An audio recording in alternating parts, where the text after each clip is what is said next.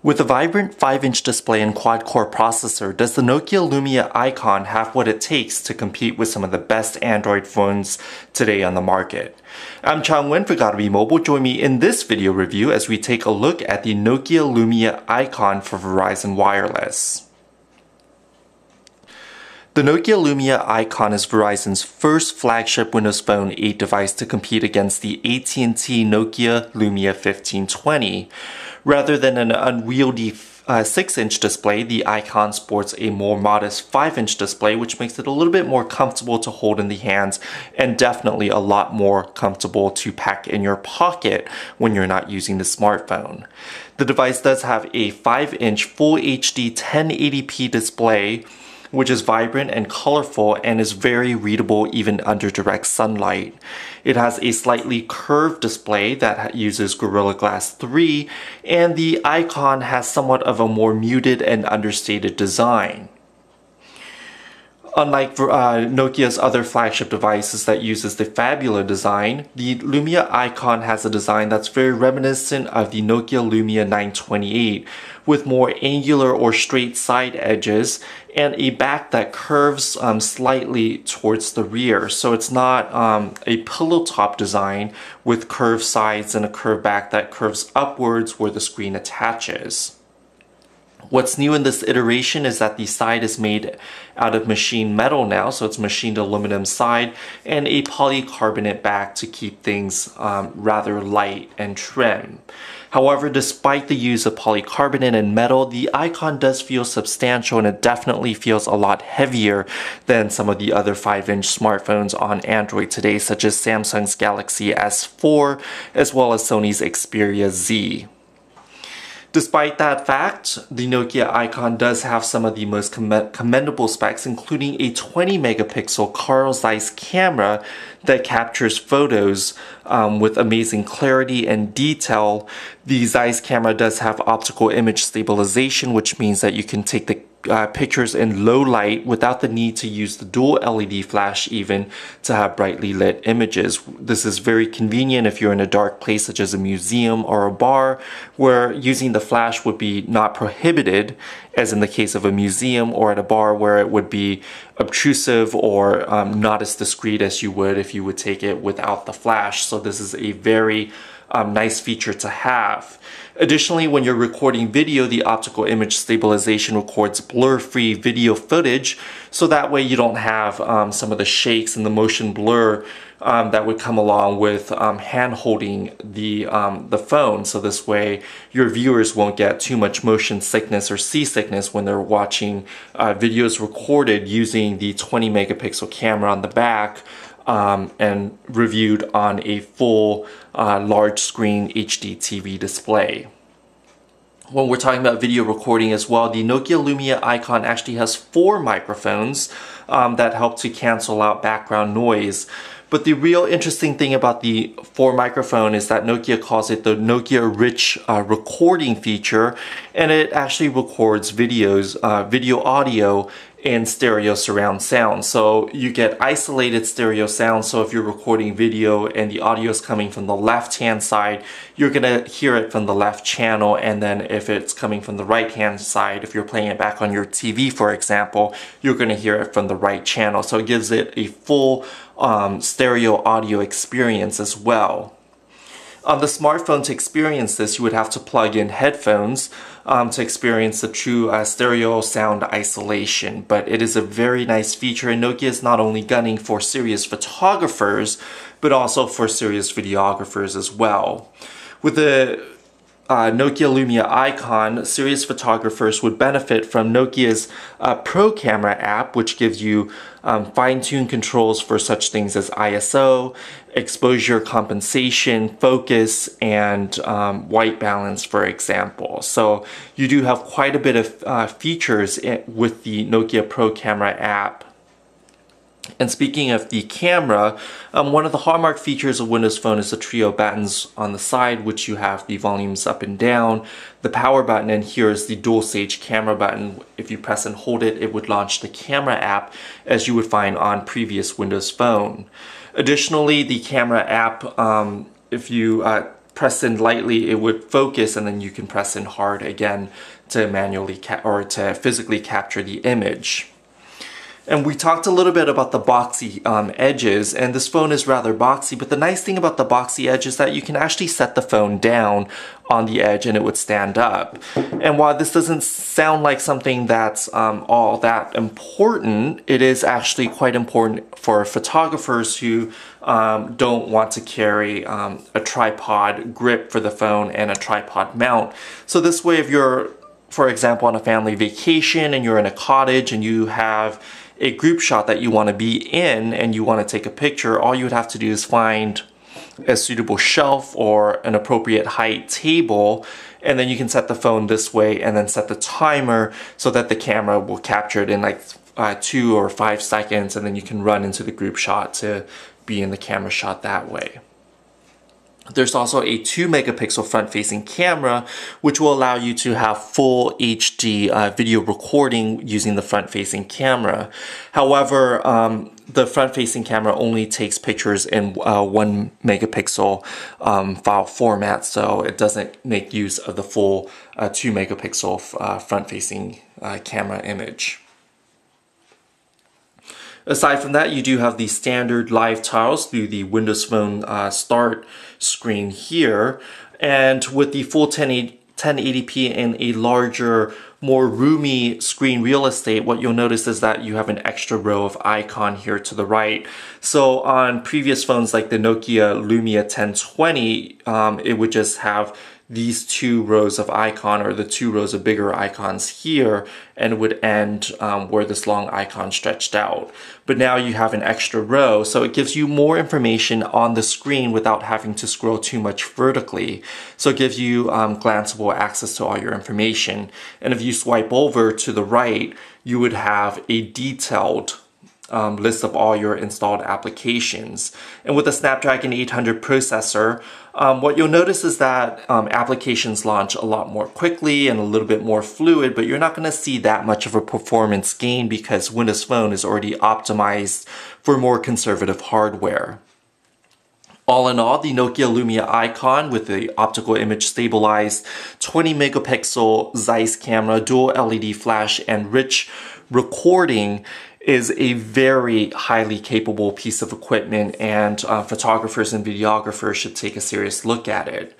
However, it still feels like the platform is maturing, but is not quite yet matured. So you won't find some of the more serious improvements until Nokia updates this with Windows Phone 8.1.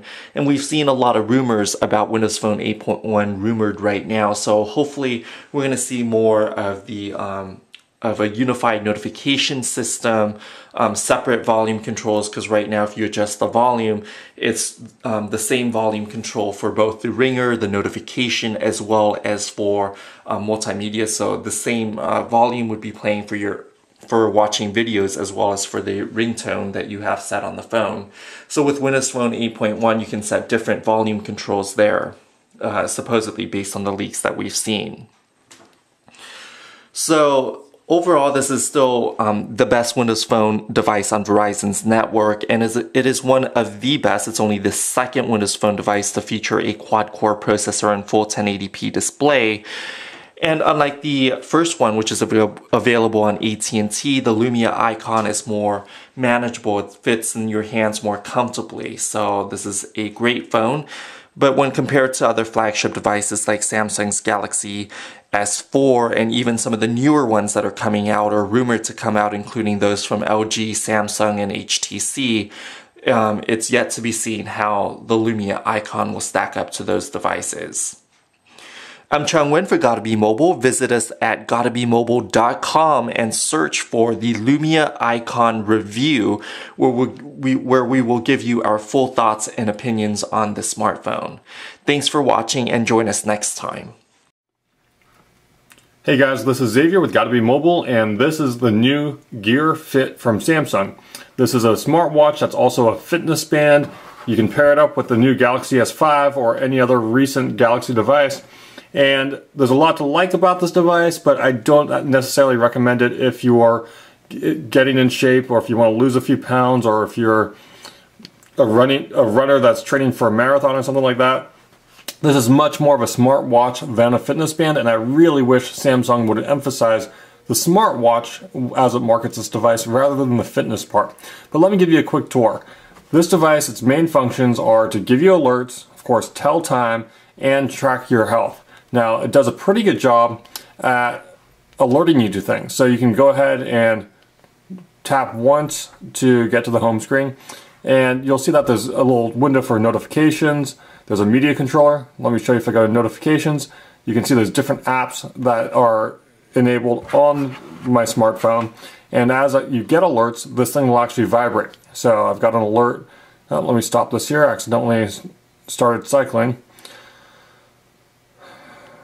So let's get back to that notification bar. And you'll see that I've got a Facebook alert, some missed calls. You can get Google Hangout alerts. So there's a lot of useful information. And every time I get an alert, it just shows up on my wrist. I don't have to take this phone out of my pocket to see who the email is from. You can see this email is just from AT&T welcoming me to their service. Facebook, I could probably got some alert from a friend who's just sent me a smiley face as a part of a message. Now here's the cool thing, is that if I want to read more about this, I can actually just hit, let me go back to that Facebook alert. Actually, you can say show on device. Now if I unlock my Samsung phone, let's see here, let's try that again. Show on device. You'll see it actually launches Facebook and brings me to the message or the post that I was tagged in. So that's pretty neat. Now, the thing I like about the Gear Fit the most is that I don't have to take this device, the Galaxy S5, out of my pocket every 2 minutes. When I get an alert, a text message, etc., I can just look at my wrist and see if it warrants actually pulling out my phone. I know that's probably the ultimate first world problem, but it's something that is convenient. Now, let's go back here and I'll just give you a quick tour of the device. The home screen, you'll notice, and all the text I'm reading is in vertical mode. That's because when this is on your wrist, I found it really difficult to read text in the horizontal mode because I can't bend my arm in a fashion unless I bend my head in a way that's easy to read. So Samsung's updated the software. They now show you the display in a vertical manner if you choose. From the home screen, you can either swipe to the right for the settings. There's a notification bars, which I just showed you. There's a media controller that lets you play music. So if I just hit play, you see the Galaxy started playing music. I can skip tracks back and forth, raise or lower the volume. So pretty neat little options here. I'll go ahead and pause this music. You'll see that there's also the title of the track playing. I can go into settings. Settings will change the background. You can change a couple of other options. But let me just show you my favorite feature, because I'm always misplacing my phones. For those of you that don't know, I carry 2 or 3 phones at a time. I have about a dozen phones right now. But if I'm looking for a device, it's really easy to find the Galaxy S5 with the Gear Fit. I just hit find my device, locate it, and it rings and flashes. So really, really cool feature. As long as you connect it by Bluetooth, it'll do this. With my iPhones and other devices, what I end up doing is using another phone to call it. But this is much, much more convenient if I'm running out the door or something and need to grab the GS5. Go ahead and go the other way. So from this window, I can get into the fitness half of the watch. Now, unfortunately, Samsung markets this as the Gear Fit, which would sound like it's all about fitness, and unfortunately the fitness portion just doesn't work as advertised. So a few problems here. Is the pedometer, it's not as accurate as the Fitbit or a couple of other devices I use. One for a long walk yesterday, about 1.1 miles, and I used the exercise walking app here. And I went for a walk for just under 22 minutes. I knew the route, and I double checked it on Google Maps as a 1.mile walk, and the Gear Fit only measured 0.5 miles, so half a mile in 21 minutes. That would literally be like me crawling at that pace. So it's just not accurate. It's really unfortunate because if you're trying to get in shape or you're trying to maintain your health, you're obviously interested in how much you're walking or running.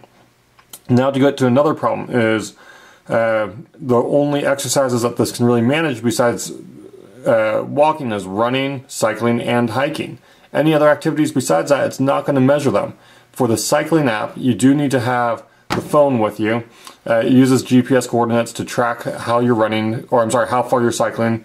And other than that though, there's just not a mode to say, hey, I'm doing something else. I'm at a gym taking a class. Now, something that I do like about the Nike Fuel Band and the Fitbit Flex is that it'll just measure that you're moving around. And most people that are going to be buying these devices are not high-performing athletes. They're people like me that work all day and just need to be reminded to get off their behinds and move around a little bit. And this is really unfortunate because the Gear Fit doesn't have that kind of functionality. In fact, with the pedometer, it doesn't just track you the minute you start walking when you wake up in the morning and you take your first walk to the kitchen or something. You actually have to hit start. If you forget to hit start like I did this morning, you get 0 steps. That's a real problem. It's much better to have a system like this, which will track each and every step. It also uses accelerometers to figure out, you know, maybe you're not walking, maybe you're not running, but maybe you're doing calisthenics or taking some kind of fitness class. It'll measure that. It might not be 100% accurate, but at least it measures that you moved around a little bit. This guy just doesn't do it unless you hit go on the pedometer.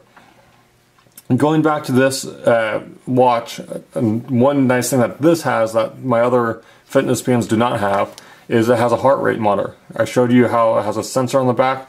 It measures your heart rate by getting really close to your skin and shining some light through it. Now, I'm going to take a second here to reattach this to my wrist. One of the issues I have with this watch that's really disappointing is that the heart rate monitor is very, very sensitive. So, as you can see, I'm going to attach this to my wrist a couple inches above where I would normally wear a watch. So I have to move it up here, about there. And when you go into this menu, do heart rate, hit start, and if I talk or move around a little bit like this, it'll say do not speak, stay still. And it gets really sensitive, as you can see, as I'm talking and moving. And then you'll get a message about the signal from your pulse is weak. Make sure you're wearing your gear properly. Now, I'm not really interested in what my heart rate is when I'm sitting here working in my office. I'm more interested about my heart rate when I'm moving around. And the Gear Fit has a real challenge in taking your heart rate while you're moving. Now, when you're in running mode, you can set it to measure your heart rate continuously. But like I just demonstrated, it just doesn't do a good job of measuring your heart rate if you're moving. So let's do this again. I'll stay still. Hopefully it'll just...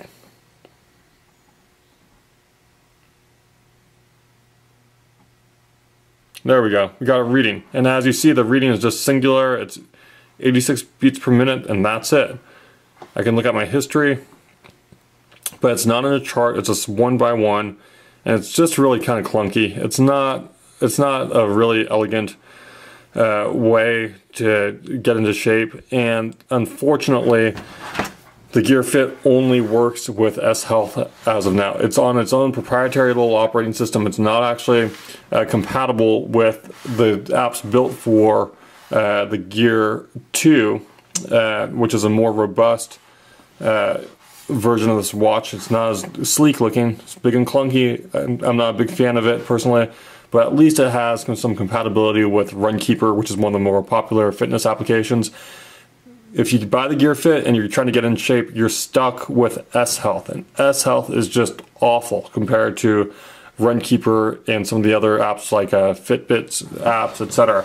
You're really limited in what you can do, and it's kind of crazy because it duplicates a lot of the functionality on the Gear Fit. There is a motion sensor built into the Galaxy S5, so if you want to use the S5 as a pedometer, you can go ahead and do that. Same goes for exercise with running and, let's get in here, running, walking, cycling, and hiking. So this Gear Fit starts to be redundant when you look at it from a fitness point of view. One really odd thing is you get